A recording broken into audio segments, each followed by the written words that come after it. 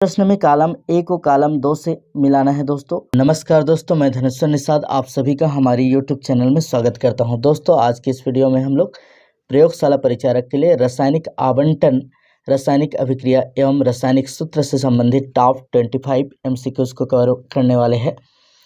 यह MCQs पूरी तरह से 9वीं एवं 10वीं के पाठ्यक्रम पर आधारित है एवं प्रयोगशाला परिचारक एग्जाम्स के लिए बहुत ही महत्वपूर्ण है। तो आइए शुरू करते हैं आज का पहला प्रश्न। यदि तत्व X की संयोजकता 1 है तथा तत्व Y की संयोजकता 2 है तो इनका यौगिक क्या होगा। तो आपको याद रखना है दोस्तों, किसी भी यौगिक में किसी एक तत्व की संयोजकता उनसे जुड़े अन्य तत्व के परमाणुओं की संख्या पर निर्भर करता है। जैसे कि मान लीजिए CH4 हम लिखते हैं तो यहाँ पर कार्बन की संयोजकता उनसे जुड़े हाइड्रोजन की संख्या क्या है, 4, तो 4 होगी और हाइड्रोजन की संयोजकता क्या होगी, 1 होगी। ठीक है, तो इसी प्रकार से इस प्रश्न को देखना है तो इसका सही जवाब क्या हो जाएगा दोस्तों, बी वाला हो जाएगा X to Y। मतलब X से Y जुड़ा है उसकी संयोजकता को X में लिखेंगे और Y में X की संयोजकता को लिखेंगे। ठीक है, दूसरा प्रश्न है यदि X की संयोजकता 2 है और Y की संयोजकता 3 है तो इनका सूत्र क्या होगा। तो Y की संयोजकता 3 है, उसे X में देखना है। ठीक है, तो X में 3 आप इसमें देखिए तो C वाले में X में 3 है और X की संयोजकता 2 है वो Y में लगेगा तो Y2, X3 Y2 Y2 इसका सही जवाब होगा। प्रश्न को आप कमेंट करके बताइए इसका सूत्र क्या होगा। यदि X की संयोजकता 2 है और Y की संयोजकता 1 है तो इनका यौगिक क्या होगा, इन्हें आप बताइए। प्रश्न है दोस्तों, ऑक्सीजन की संयोजकता कितनी है। तो ऑक्सीजन का परमाणु क्रमांक कितना होता है, 8 होता है। इसके बाह्य कोश में 6 इलेक्ट्रॉन होते हैं, 2 और 6 इनका इलेक्ट्रॉनिक विन्यास है। बाह्य कोश में 6 इलेक्ट्रॉन, तो अष्टक पूर्ण करने के लिए 2 इलेक्ट्रॉन की जरूरत होती है, वही इनकी संयोजकता है। तो इसकी संयोजकता क्या होगी, 2। हीलियम की आवर्तिका मतलब वही है दोस्तों, संयोजकता कितनी होती है। तो हीलियम में एक ही कोश होते हैं और पहले कोश में जो है इलेक्ट्रॉनों की संख्या 2 होती है दोस्तों।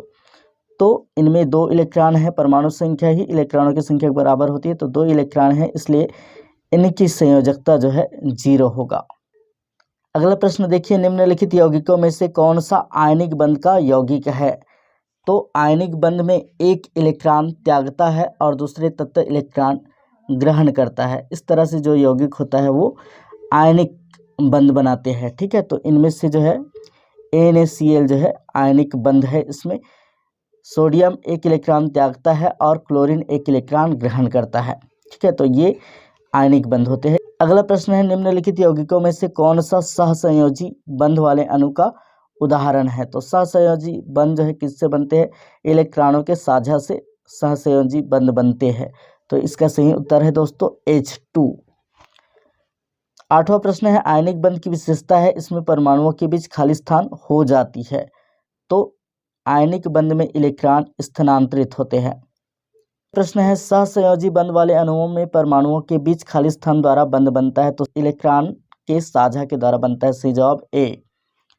10वां प्रश्न है, जिंक हाइड्रोक्लोरिक अम्ल से क्रिया करता है और जिंक क्लोराइड और हाइड्रोजन बनाता है, तो ये किस प्रकार की अभिक्रिया है।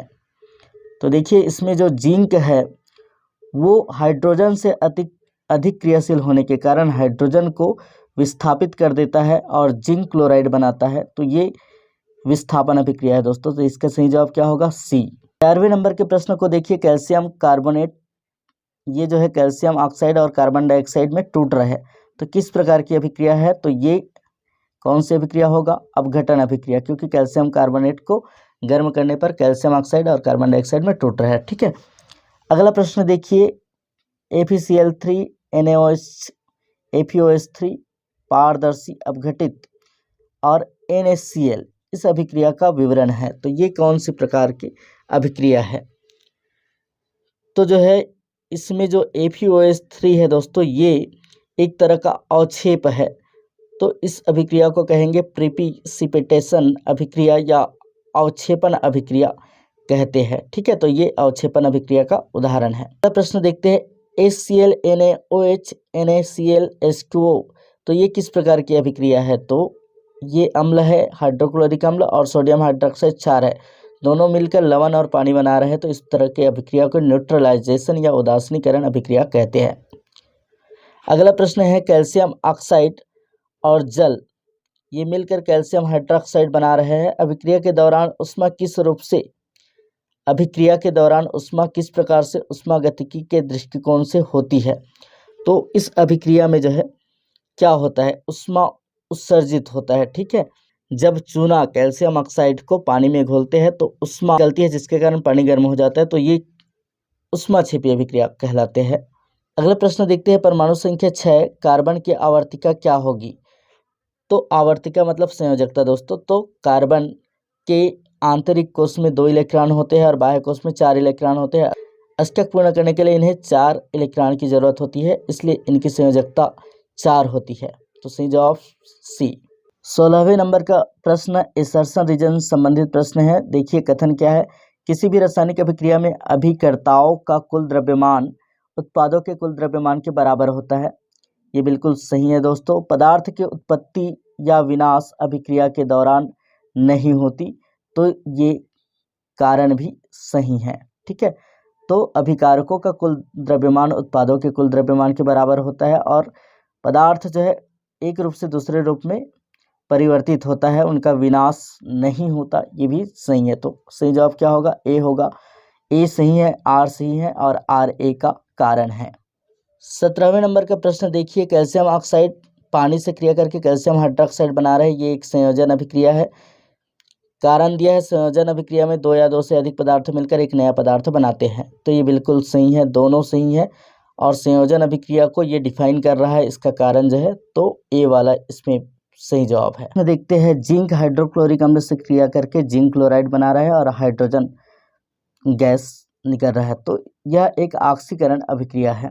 कारण क्या दिया है, इस अभिक्रिया में जस्ता धातु अपने इलेक्ट्रॉन खोकर Zn2+ आयन बनाता है, इसे ऑक्सीकरण अभिक्रिया कहते हैं। तो इलेक्ट्रॉन का त्याग करना ऑक्सीकरण अभिक्रिया कहलाता है। ठीक है, आप याद रखेंगे। और दूसरे शब्दों में यह भी बोल सकते हैं कि ऐसी अभिक्रिया जिसमें हाइड्रोजन को त्यागा जाता है या ऑक्सीजन को ग्रहण किया जाता है, वो भी ऑक्सीकरण अभिक्रिया होती है। लेकिन इसमें Zn क्या कर रहा है, इलेक्ट्रॉन को त्याग कर रहा है, ये सही है। Zn इलेक्ट्रॉन को त्यागता है तो 2 प्रोटॉन अधिक हो जाते हैं, इसी कारण से 2 क्लोरीन को ग्रहण करके ZnCl2 बनाते हैं। ठीक है, तो ये दोनों सही है इसमें, तो इसका सही जवाब क्या होगा, ए वाला। ए सही, आर सही और आर ए का कारण है। प्रश्न देखते हैं, calcium carbonate calcium oxide carbon dioxide एक अपघटन अभिक्रिया है। अपघटन अभिक्रिया वे अभिक्रिया होती है जिनमें एक जटिल पदार्थ 2 या 2 से अधिक सरल पदार्थों में टूट जाता है। तो ये दोनों सही है दोस्तों, इसका सही जवाब क्या होगा, ए सही, आर सही और आर ए का कारण है, क्योंकि अपघटन अभिक्रिया में एक जटिल पदार्थ 2 या 2 से अधिक सरल पदार्थों में टूट जाते हैं। अगला प्रश्न है, FeS2 वितप्त होने पर FeS+S बनते हैं, यह एक संयोजन अभिक्रिया है। संयोजन अभिक्रिया वे होती है जिनमें 2 या 2 से अधिक पदार्थ मिलकर एक नया पदार्थ बनाते हैं। कारण जो दिया है इनमें, ये तो सही है, संयोजन अभिक्रिया जिनमें 2 या 2 से अधिक पदार्थ मिलकर एक नया पदार्थ बनाते हैं, ये बिल्कुल सही है।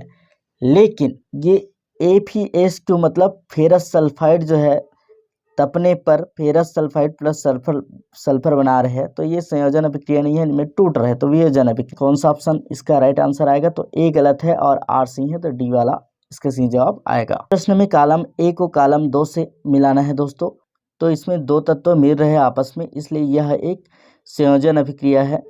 दूसरा वाला समीकरण देखिए, कैल्शियम कार्बोनेट CaO और कार्बन डाइऑक्साइड बना रहे हैं, तो ये टूट रहा है, तो ये कौन सा अभिक्रिया हो जाएगा, अपघटन अभिक्रिया होगा। तीसरा वाला समीकरण को देखिए, इसमें जिंक हाइड्रोक्लोरिक अम्ल से क्रिया करके हाइड्रोजन को विस्थापित कर रहा है, तो ये विस्थापन अभिक्रिया। और चौथे अभिक्रिया में अम्ल और क्षार क्रिया करके लवण और पानी बना रहे हैं, तो ये है उदासीन अभिक्रिया। मतलब क्रम से आ रहा है ABCD, जिसमें है वो वाला कोट इसका सही जवाब होगा, तो कौन सा वाला है, ए वाला इसका सही आंसर है। प्रश्न है, कॉलम ए और कॉलम 2 का मिलान कीजिए। इसमें जो है संयोजकता के आधार पर दिया है, कॉलम ए में यौगिक का नाम दिया है और कॉलम 2 में उनकी संयोजकताएं दी गई है। तो जैसे H2O है दोस्तों, तो इसमें हाइड्रोजन की संयोजकता क्या होगी, 1 होगी और ऑक्सीजन की संयोजकता 2 होगी। ऐसे ही NH3 है तो नाइट्रोजन की संयोजकता 3 होगी और हाइड्रोजन की संयोजकता 1 होगी। तो इस तरह से इसका सही जवाब जो आ रहा है दोस्तों वो कूट नंबर ए आ रहा है। आप और देख लीजिए अच्छे से इन्हें। इसमें देखिए दोस्तों, कॉलम ए और कॉलम 2 का मिलान करना है।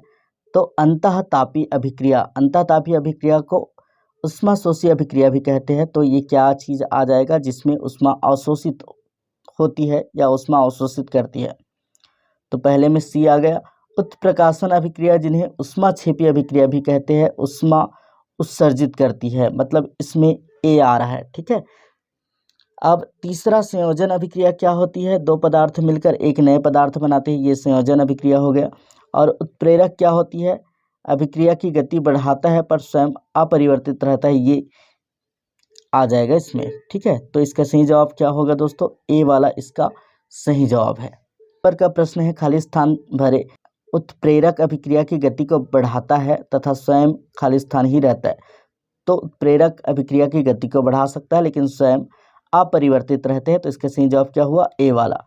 25वां प्रश्न है, खाली स्थान भरना है। संयोजन अभिक्रिया वह अभिक्रिया है जिसमें दो या दो से अधिक पदार्थ मिलकर खाली स्थान बनाते हैं तो एक नया पदार्थ बनाते हैं। तो इसमें सही जवाब क्या हो जाएगा, ए वाला। अगर आप लास्ट के तक बने हुए हैं तो इन दो प्रश्नों का उत्तर कमेंट करके बताइए दोस्तों। विस्थापन अभिक्रिया वह अभिक्रिया है जिसमें एक तत्व अन्य तत्व को उसके यौगिक से खाली स्थान कर देता है।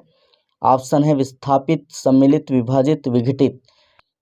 खाली स्थान को भरना है। आयनिक यौगिक में धन आयन और ऋण आयन की संयोजन हमेशा खाली स्थान होती है। तो इन दो प्रश्न को कमेंट करके बताइए। तो दोस्तों इस प्रकार हमने आज रासायनिक अभिक्रिया पर आधारित टॉप 25 MCQs को कवर किया, जो कि प्रयोगशाला परीक्षा के लिए काफ़ी ज़्यादा इम्पोर्टेंट है। इसी तरह की वीडियो हम लगातार ला रहे हैं, तो हमसे जुड़े रहने के लिए और सपोर्ट के लिए हमें सब्सक्राइब करना ना भूलें। Thanks for watching.